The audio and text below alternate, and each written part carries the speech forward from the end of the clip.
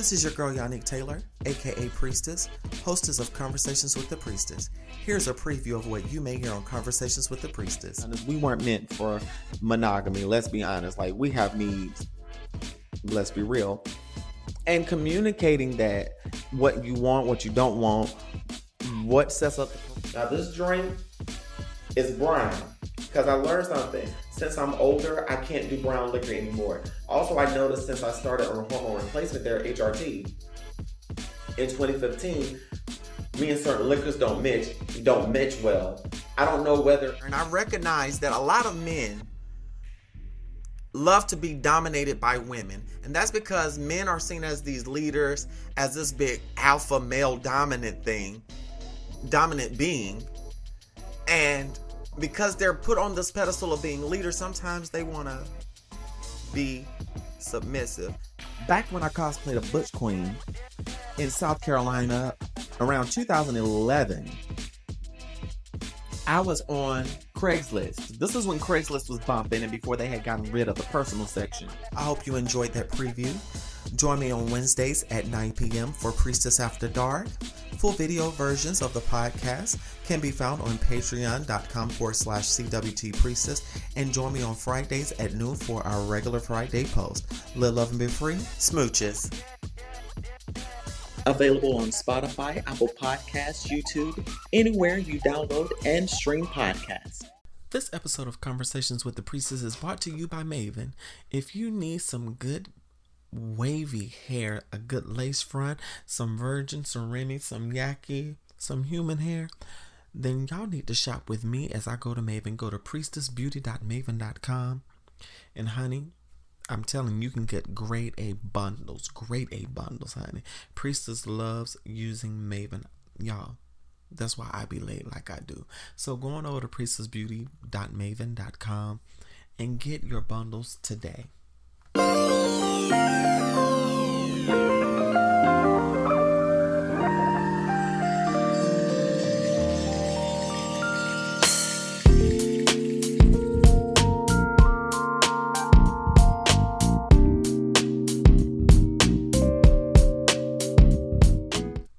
What's going on, everybody? It's your girl, the Priestess, never your mistress, Yanni T, but you can call me the mistress if you're nasty. What's going on, y'all? Here's another edition of Conversations with the Priestess. I'm absolutely loving the fact that y'all are riding with me. Thank y'all so much for your patience as I put together these episodes and edit. I'm doing everything myself, so I deserve some cookies and some praise, okay? So, this week has been great. I'm not going to complain. Mother's Day was this past Sunday, and I was glad to spend it in church, and I actually had a Zoom call with my mom, my siblings, and nieces and nephews. And it was just a call to say Happy Mother's Day to my mom and have a family gathering, since we can't really do it like we would want to. Because even with the vaccinations, my family and I were still practicing CDC guidelines until it's clearly gone. And Mother's Day last year was kind of tough for me because it was fresh after my grandmother's passing the month before, and I was feeling some kind of way. I was really feeling some kind of way, but I said, you know what? I still have my mom and mother figures. I even called my aunts to wish them a happy birthday. A happy Mother's Day, not a happy birthday, a happy Mother's Day. And I did not call that one particular aunt that I lived with, simply because of the fact that I'm grateful for what she did provide for me and for some of the advantages that came with it, but that's a soft spot because she's not my mother, she's my aunt, and it's a major issue that I do not call her mom anymore. Again, she's not my mom, she's my aunt, and I'm not going to allow her to disrespect my mom. She called me a couple of weeks ago on the I'm the one to blame for her anger because I won't call her mom and because I held her accountable for the abuse that I suffered while living in her household. But nevertheless, I blocked her, and I don't feel bad for blocking her. I kicked her out of my life. And I don't feel bad at all. I feel sorry for her, as I said before, but this Mother's Day was perfect. I got to be with my mom virtually, still have my mother figures, and I did do a memorial post for my late grandmother. And this time I wasn't even sad. And I'm just in a place now to where I'm doing things to make me happy, and I can't believe I actually planned a Zoom meeting with my siblings and my mom, and it was an awesome experience. And I loved it. I love it. So kudos to the mothers out there. Y'all are doing an awesome job. And to the mother figures, those who serve as a surrogate, those who mother some children or nurture people in some type of way, I honor you. Okay. And speaking of mothers, many of you all are familiar with this particular TV mother. Y'all, it is with excitement that I announce that the iconic actress, TV mom, singer, and just all around mother, the iconic Phylicia Rashad, has been appointed as a dean. Yes. Recently at Howard University, matter of fact, Wednesday morning, it was announced that they chose Phylicia Rashad, a Howard alumna, as the dean of Howard University's College of Fine Arts. And I am honored to have her sitting in this role. Now, all I can say is her acting speaks for itself. Her vocal prowess, her oh my gosh, her whole entertainment career speaks for itself. And the fact that she graduated from Howard is something about a Howard woman, and I'm absolutely here for it. Congratulations, Miss Rashad. Thank you for showing us that we can, and thank you for paving the way for us. And I'm just happy to share that news with you. And speaking of Black accomplishments in education, this one is going to knock you off your feet. Because of them, we can. So, 18-year-old Samuel Lyons, who is a senior in Virginia, has been accepted to 40 colleges and awarded $1.6 million in scholarships. He is a senior at Franklin High School, and in August of 2020, he started applying for college and doing all of this while doing virtual school in the middle of a pandemic. He was admitted into 40 colleges and offered more than $1.6 million in scholarship money, 11 Alive reports. His guidance counselor has spoken highly of him. He says he is the first student since I've been at FHS to have been accepted into this many colleges and earned this huge amount of scholarship money by himself. And oh my gosh, this is just something major. Some of the colleges that he has been accepted to: the University of Richmond, George Mason University, Virginia Commonwealth University, and Ferrum College. Samuel wants to pursue a career in computer engineering and plans to ascend VCU, where he was awarded $30,000 VCU Engineering Progressive Award. A $30,000 VCU Engineering Progressive Award. So kudos to you, young man. You are setting a blaze for generations after you. I wish you the best, and I'm looking to see great things from you, young man. So y'all give it up for him. I'm just so proud of this young man, and just to see this, it makes my heart proud. So I'm looking for great things from this young man. And we need to uplift these babies that's doing all of this great work. We need to uplift our babies. Because if we don't, nobody will. And just to think that he's out here doing something positive, being an example to other young people, I applaud him for that. Just seeing how the world has changed over the last year and seeing young people still excelling for the best. This is a game changer, and I'm here for it. I'm going to take a quick break. We're going to be right back, and we're going to have some more fun. So here's some church announcements. Need some new lip scrub? Need something to get rid of those bags under your eyes? Do you need to moisturize with all natural products? Y'all, going over to queenvscosmetics.com and get you the awesome lip scrub. I have a lip scrub by Queen V. Oh my gosh. It's a moisturizing lip scrub, and it has grapeseed oil, organic, sugar, and other essential oils, flavoring, and coloring. Baby, she put her foot in this. And y'all, it is made by a black woman, and again, it's all organic. Y'all, get the moisturizing lip scrub. For those who plan on be kissing them on people and putting their mouth in places, since y'all done got fully vaccinated and Corona on her way out of here, girl, get you this lip scrub. It's gonna make your lips nice for when you kiss your boo. Men, y'all use this too. No woman likes some crusty ass lips kissing her, so y'all get this stuff. So go on over to queenbscosmetics.com and get your cosmetic needs today. Hey fam, I want to thank you all for your love and support, and thank you for reaching out to me. I have a new email address specifically for this show. That's ybstaylor@gmail.com.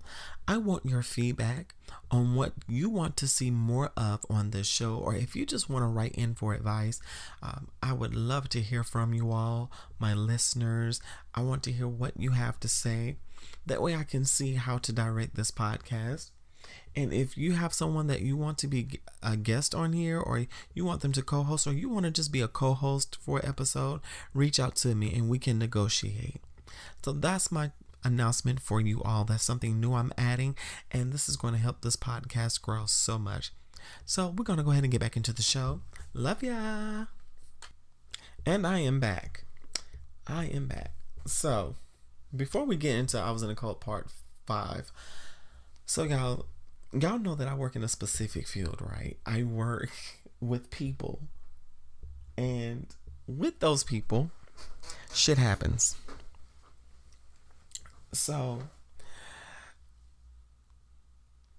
a couple of days ago, this past Tuesday, I was at work, and I work in telecommunications. I work in wireless. I work for a cell phone company. So this lady comes in, and I happen to be working with a customer at the time. And this lady comes in, and she's having an issue with her phone. And I had already checked on her, and she said her phone wasn't charging, it wasn't working. Okay, bet. We can see how to navigate this, and we'll be good. So she is talking to my coworker, and he's helping her with the phone while I'm helping my customer. And I'm overhearing the woman talking as I'm preparing myself for what I need to get done with this customer, making sure all I's are dotted and all T's are crossed. So the woman and my coworker were talking about the phone, and my coworker asked me a question about the phone not powering on and a certain procedure in them trading in the phone. So just giving him the information, and I overhear the woman say this one pivotal line that changed my whole perception of mankind within a matter of moments. So this woman blabs it out that she heard the charging port of her phone had gotten dusty and dirty, which is normal. There's a certain way that you can clean that out. I'm not going to discuss that here because I'm not on the clock.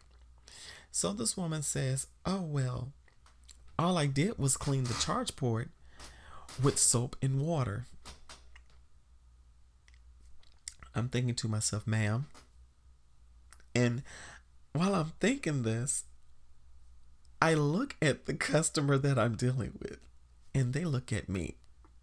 I then look at the woman and I look at my coworker. My coworker is looking at me like, yo, is she for real? Did she really just say that she fucking cleaned her charge port with soap and water? Y'all, I could not believe the shit that I was hearing. I really cannot believe that. So I said, well, ma'am, this is electrical. You should not have cleaned that with your phone. That's why it's not charging. And my coworker comes right in behind me and is like, ma'am, that was dangerous of you to do. You could have hurt yourself and that phone could have exploded on you by you doing it. Like, that battery could have swollen up or anything. Like, it was funny as shit. Because he sounded like somebody's dad and he's only like 20. And I'm like, yo, calm down. And I said, ma'am, I'll be right. I told my customer, ma'am, I'll be right back. I would act like I was checking inventory to see what we had so I could die laughing. And I had a silent laugh. Mind you, I'm wearing liquid eyeliner and mascara, and I had to keep my mascara from running. That's how hard I was laughing. But I'm like, bitch, did you really just clean your damn phone with soap and water? And I'm like, ma'am, you are a grown woman in your 50s. Why? Just why? So, you know, I had to finish up with my customer. I hurried up and finished up with my customer. And I went on. I ended up clocking out and going home after that. I'm like, you know what? That has made my fucking day. That has made my day. So, and I'm like, oh my God. Ma'am, what were you thinking? For real, I don't think people really be thinking about what the hell they be what they be saying and what they be doing. Like, for real, people just don't think. And I get a lot of customers, and they be on some dumb shit. They be on some dumb stuff. Like, I had one guy in there. He was basically trying to finesse me out of a phone on an account that he doesn't. That is not actually even his. And what ended up happening is his parents' account, but he's not listed on it. And we already have a notice that when he comes in, don't help them. Okay, boom. So I couldn't help him. So he gets ill with me and he goes off on a tangent. And I said, sir, I'm sorry, but those are the protocols of Verizon. Now we can start you on your own account. And he's like, you know what? I'll be back. Okay. And my personal favorite. Oh, I don't know my phone number. Ma'am, we need your phone number for your account purposes. Like, for real. Because the way our verification code is set up is touchless now. You know, we send them a little authentication thing and boom. And what's so fucked up about it is people be actually trying to con folk. And I'm like, you know what? Y'all on that bullshit. Y'all on that bullshit. And I ain't got time for it. Like, for real. And, girl, just, I be over it. But one of the experiences that I have had so far as a trans woman working in corporate America is constant misgendering. And I'm going to talk about this on a separate episode. I had an incident where, and I believe I talked about this before, where a woman's child asked what my pronouns were, and I said she, her. And the woman says, oh, honey, yes, it's a she. And it didn't hit me until I got home what the woman really had said. And I'm like, oh, she just hit me. And I'm like, okay. I see what she did. And you know what? She ended up having to come back to me for help over something that she did. But you know what? It's cool. I get mad disrespect. And one of the things that that has really annoyed me with that is when you give them your gender, they still want to be nasty in acknowledging you. Okay, you can be nasty. You can be nasty all you want. but you still paying me at the end of the day. I still am the one that's helping you. I'm the one that's taking care of your needs. So you kind of need me, but I don't need you because I still get money either way. And it's just the fact that people think it's okay to disrespect you. And again, this is something that I deal with constantly. And it's not even from staff, it's actually from the patrons. And I have some things in the works for future trans women that may be working with this particular company. I'm not going to bash the company, but if they tried, it's going to be some trouble. And I'm just going to say that. But work, and then on top of that, dealing with trans misogyny. And that's a whole nother story in and of itself. I'm not going to dwell on that right now. I'm not going to dwell on that. So, And speaking of not dwelling on things, many of you all are familiar with a situationship. Well, this person tried to pop back up in my life, asking me how my love life was going, and they started giving me a long, drawn-out dialogue about what was going on with them. Apparently, they had a sports injury, and this, that, and the other, and they're working on themselves, which fed me as fuckboy shit ahead, and I was right. It was some fuckboy shit. So he basically wanted to meet up with me, which I knew it was about sex, and for a moment, I almost said yes, because I had been kind of missing him. And I'm like, I don't think I should do this because I know what this gave last time and I was emotionally drained. I don't want to go through that again because you basically let me on the whole time and you disrespected me, you ghosted me, so no. And I let him know, look, I put distance between us for a reason. Simply because of the fact that I wanted to give you my heart, but you showed me you only wanted my dick and ass. You wanted what you could get from me. You wanted my throat. So you wanted all these good sexual things, but you could not give me anything in return. One thing I want to advise y'all. Honey, don't let nobody take you through hell like that. Don't let anyone access you only when it's convenient for them. You stop that. Don't even treat them a certain kind of way. Cut it off immediately. As soon as that behavior starts exhibiting itself, baby, it's time to move on. And it's okay to move the hell on. It is okay to leave folks where they are. And when you start leaving folks where they are in your life, you're going to see who's really for you and who really wants something real. Ain't no needing you chasing some empty fantasy, honey. Ain't no needing you chasing something that you know ain't good for you, honey. Don't let people access you any kind of way, honey. It is okay to tell somebody no. You can't have access to me in that way anymore.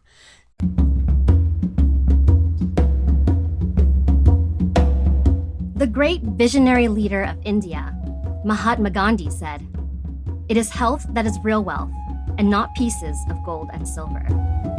Listen to the Healthy Grocer radio show on your favorite podcast platform.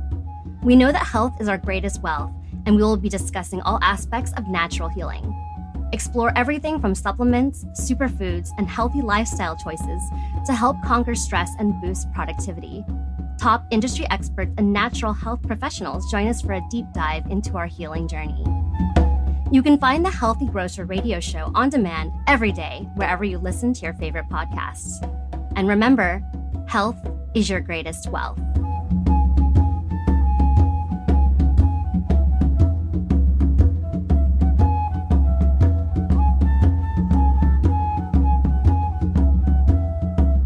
You had my attention, but you didn't know what to do with it. Call people out on their bad behavior. It ain't gonna hurt. They want to call you out, you call them out. And see, I'm all about holding people accountable. But if you don't want to be held accountable, that's fine. That's between you, your mental wellness. But I have nothing to do with it at this point. And that's the God honest truth. That's the gospel truth. Now we're going to take another quick break. And we'll be right back. I Was in a Cult, Part 5. Oh, glory. Hallelujah. Thank you, Jesus. Okay, y'all. I am wrong for the intro to this. Very wrong. So back to this church in Rock Hill. So we done covered a plethora of topics, and I think I'm just gonna wind it up here. So we talked about sexual manipulation and all of the gaslighting things that they did.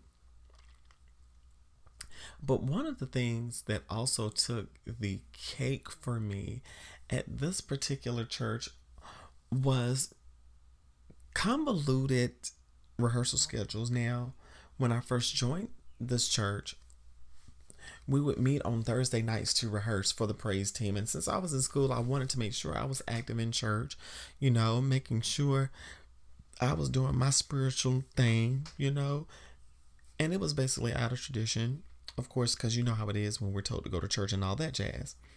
So I said, well, I'll join the praise team and all of that.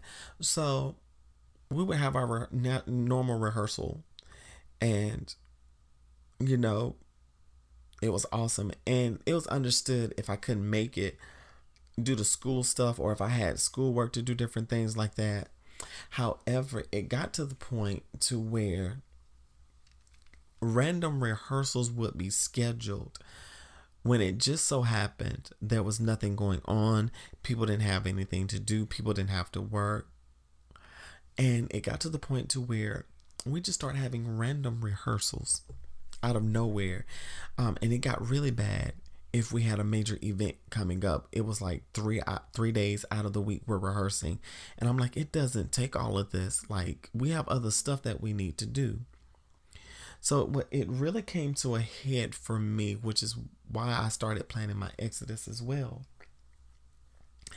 is that during the course, like the year that I graduated, had my own place, it got to a point to where they were demanding people take time off from work for rehearsal, or, if you're hanging out with friends, all of a sudden we have rehearsal, and to be there at the church by a certain time, or was going to be consequences. And it got to a point to where, like, she would ask what we had planned to do on certain nights of the week. I said, well, I don't know. More than likely getting ready for work. That's my work time. And she was like, okay.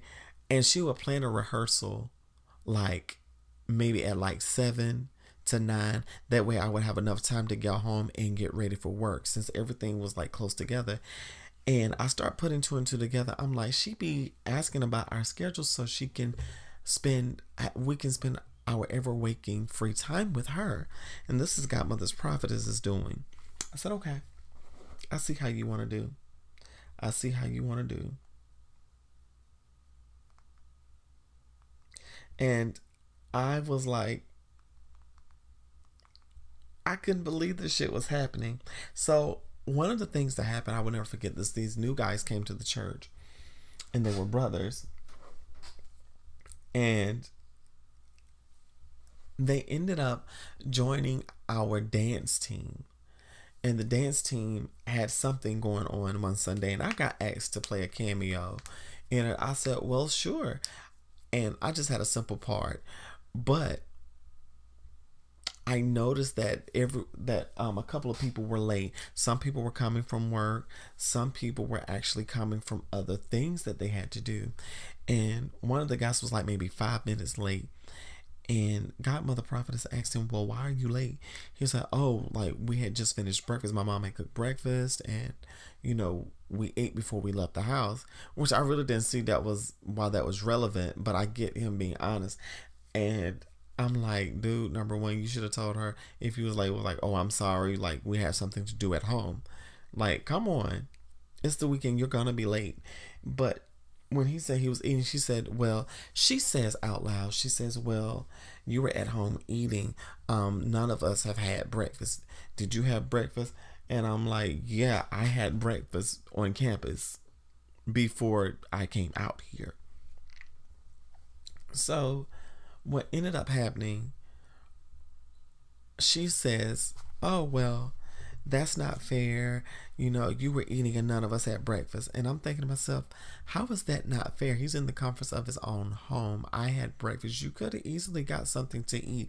What he did has nothing to do with that. And I started really seeing the change. And these guys left not long before I left the ministry.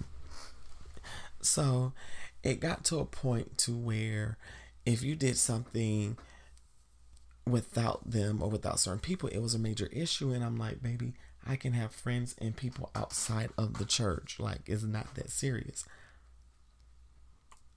And what did it for me, I will never forget that this was before I got ready to leave. This was right around the time I moved across town. I got asked to come to some rehearsal for something. No, I got asked to come out to the church because they were rehearsing